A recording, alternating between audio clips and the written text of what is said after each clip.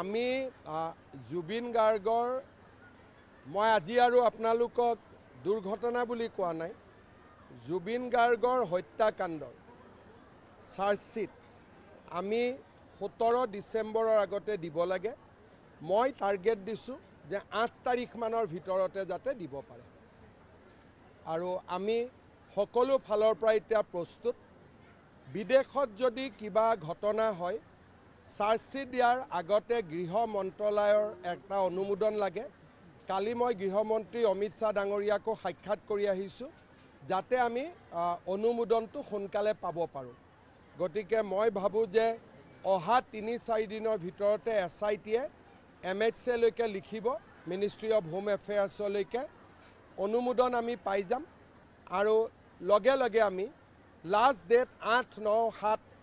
আমি চাৰ্জশ্বিট দি দিম